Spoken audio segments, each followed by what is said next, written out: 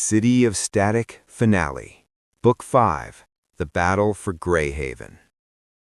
The storm did not arrive with thunder. It came with engines. Low, constant, mechanical.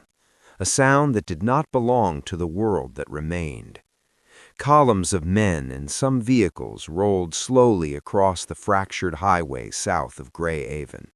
Vehicle tires crushed broken asphalt that had not carried organized movement since the day everything collapsed. Dark smoke trailed behind them, black banners snapped in the cold morning wind, and along the ridgeline overlooking the valley, the Southern Coalition assembled in full view, not hiding, not rushing, waiting to be seen, waiting to be understood. For 3 months, Greyhaven had fought winter. Now it would fight something far worse. Jonas Hale lowered his binoculars slowly. For a moment he said nothing, because saying it would make it real. "Confirmed," he said at last. "At least 1,000. Beside him, a militia officer shifted his weight. "We don't even have 300. Jonas didn't respond right away. Below them, the town moved with controlled urgency. Barricades reinforced, weapons checked, messengers riding hard toward distant roads that might already be too late. "I know," Jonas said quietly. Mayor Eleanor Vale climbed onto the platform moments later. Jonas handed her the binoculars. She studied the valley. Vehicles, tents, formation. This wasn't a raiding party. This was a system, organized, intentional, dangerous. She lowered the lenses slowly. "They want us to see them." Jonas nodded. "Not just that," he said. "They want us to understand what happens next." Eleanor looked back at the town behind her. "And they want us to be afraid." A pause. Then, "And they want us to choose." By afternoon, the message came. Not through gunfire, through certainty. A white flag moved toward the barricades. 3 riders, 2 soldiers, and 1 man who didn't need to announce who he was, Commander Victor Halev. He carried himself like someone who had already decided how this would end. The gates remained closed.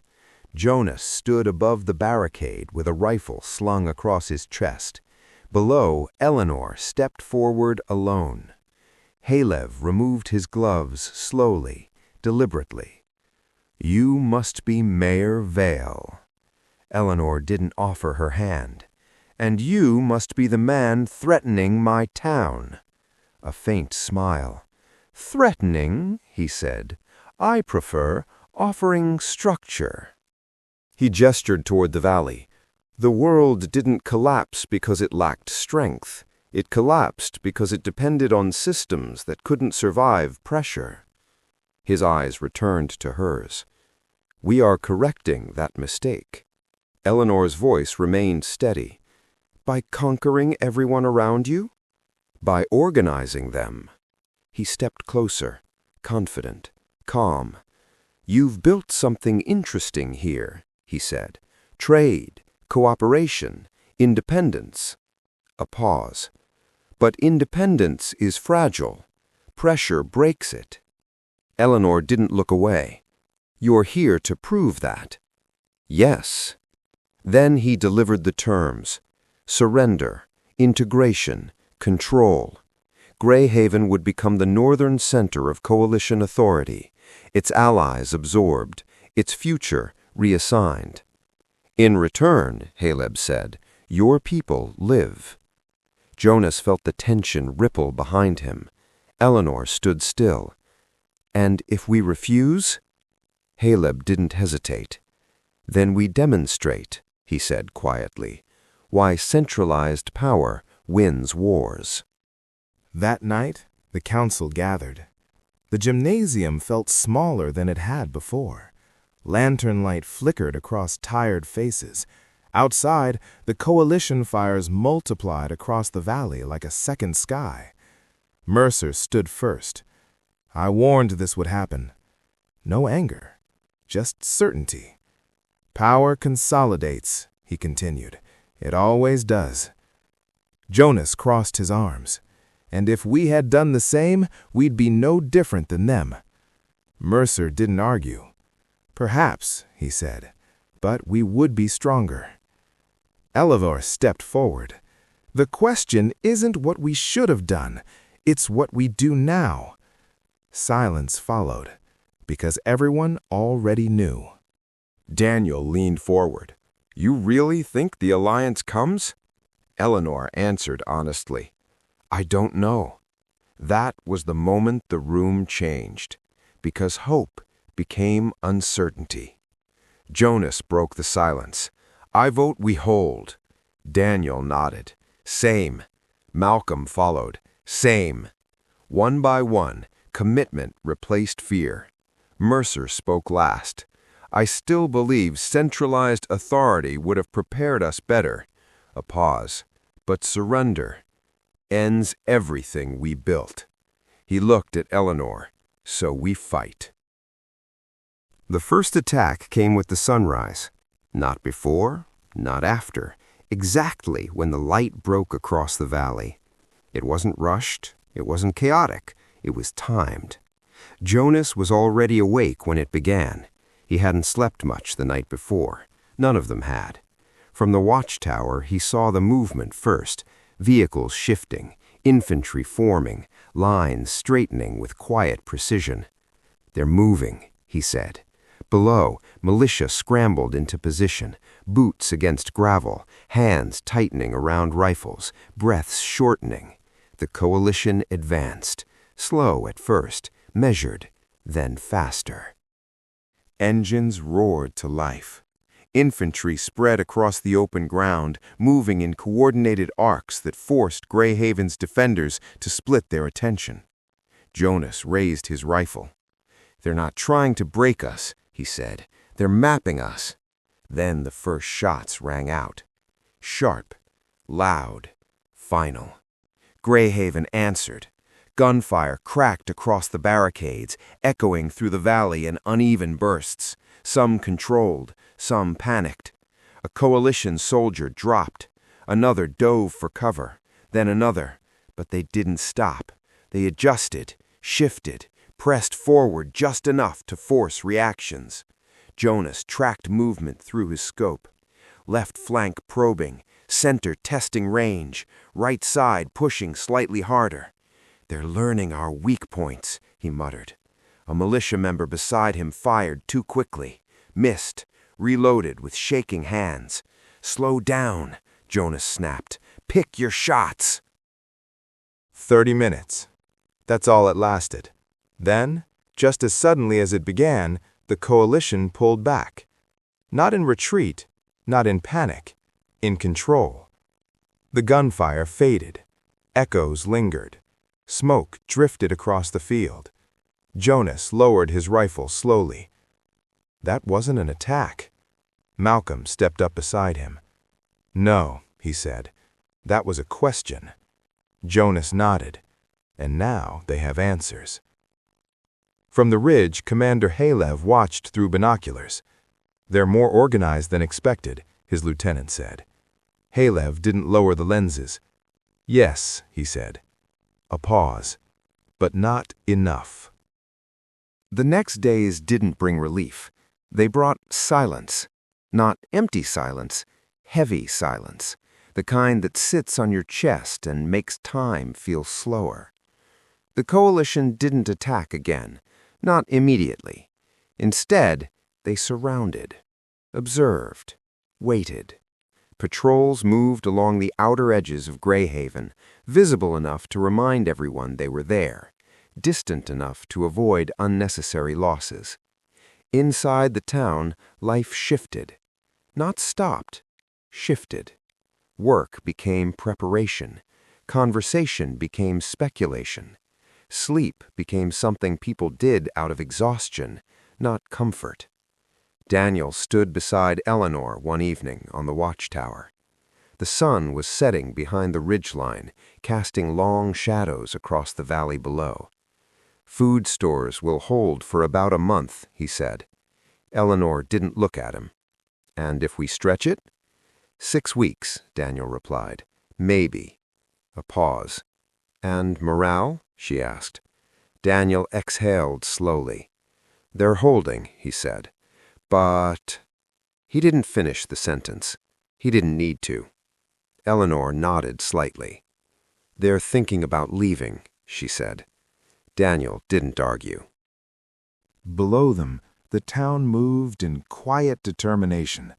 Farmers reinforced barricades. Volunteers trained with rifles they had only learned to use weeks ago.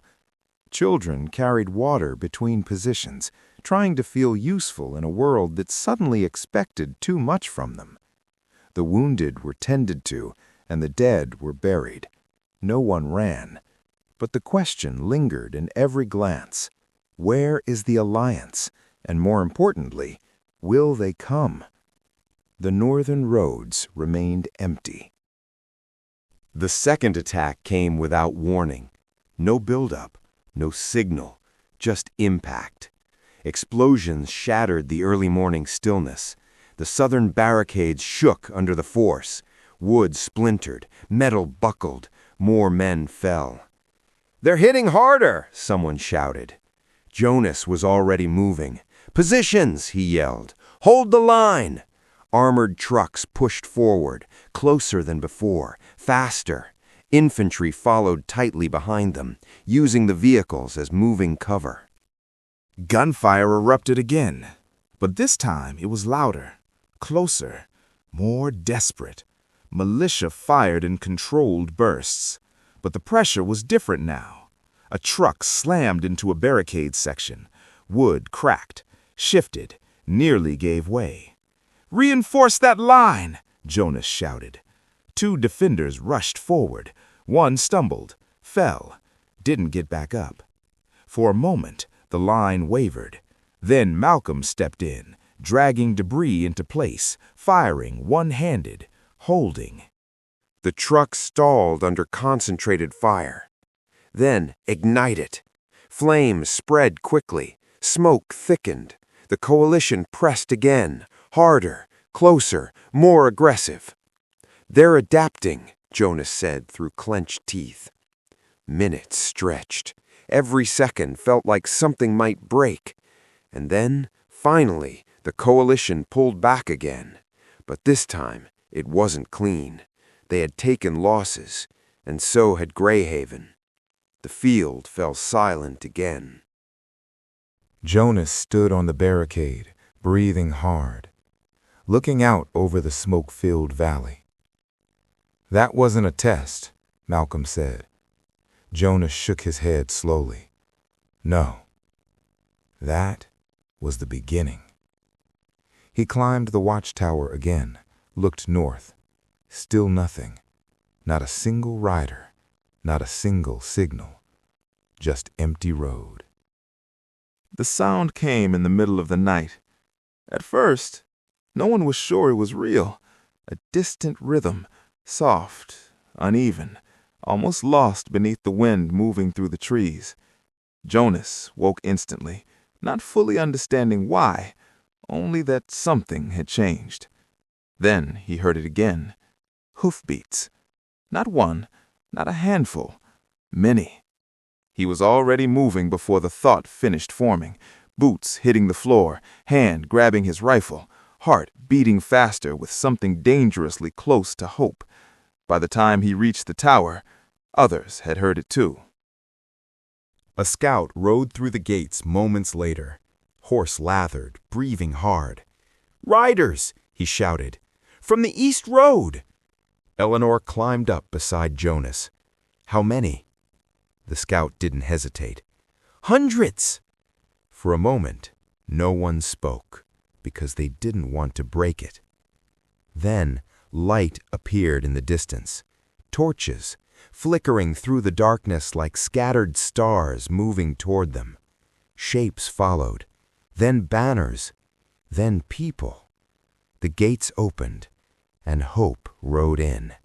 Eastward loggers, rifles slung across their backs, Lake Archer fishermen carrying worn but steady weapons, Norbury farmers on heavy draft horses moving with quiet determination.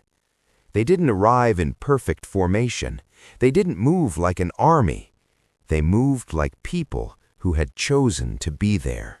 Voices rose, hands clasped shoulders.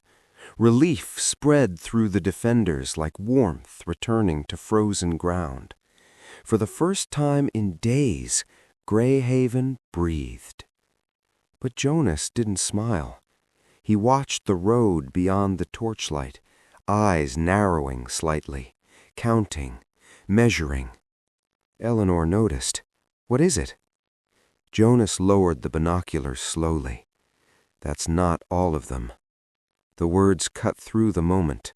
Eleanor frowned. "What do you mean?" Jonas looked back toward the dark tree line beyond the coalition camps. "If Eastwood sent everyone," he paused, "there'd be twice this many."